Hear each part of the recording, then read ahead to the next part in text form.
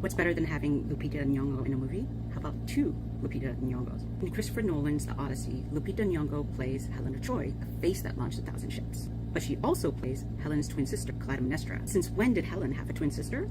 Well, according to mythology, she did and she didn't. Welcome to Twin Peaks, in which I examine the stories told about twins. As a twin myself, I have a heightened awareness of twin stories, and let me just tell you, they are everywhere. Their mother, Leda, was married to King Tyndareus of Sparta, and when the Greek god Zeus got a look at her, decided he had to have her. So he disguised himself as a swan, as one does, I guess, if you're a Greek god, and decided to seduce her. But this also happened on the same night that she slept with her husband, the king. So this resulted in having two daughters with different fathers.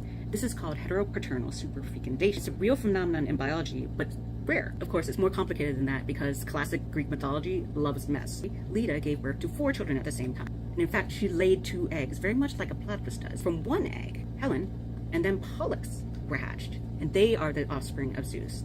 And then in the other egg, we have Clytemnestra and Castor. They are the offspring of King Tyndareus. So this makes actually one set of fraternal twins, another set of fraternal twins, and they are actually half-siblings to each other.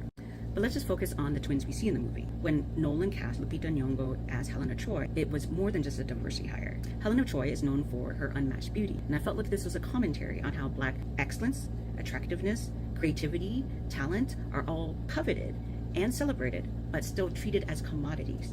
And we could stop there, but you look, Odysseus didn't, so why should I? Spoilers ahead. In the movie, we see Helen return to her husband Menelaus after the Trojan War.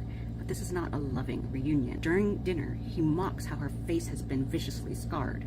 And although it's not explicitly said that he's the one who harmed her, it's kind of implied because of the way he shows her off, and also sort of says like, oh, this face won't be launching 1,000 ships anymore. This is a very disturbing scene because it reeks of how he thinks of her as his property to do with as he pleases. So how does her twin fit in? Clytemnestra married Menelaus' brother, Agamemnon, so that's convenient. And although it seems they have a loving relationship, after he returned from the Trojan War, she actually kills him.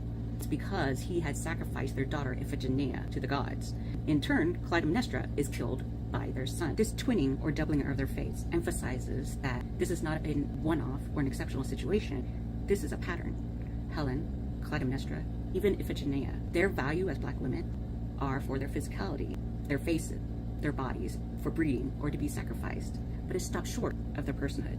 So yes, all the women in the Odyssey suffer under patriarchy, but Nolan casting Lupita Nyong'o adds an intersectional lens and shows how specifically these women are also victims of exploitation and violence. Tell me what you thought of the Odyssey and the unexpected highlighting of the twins in the comments below.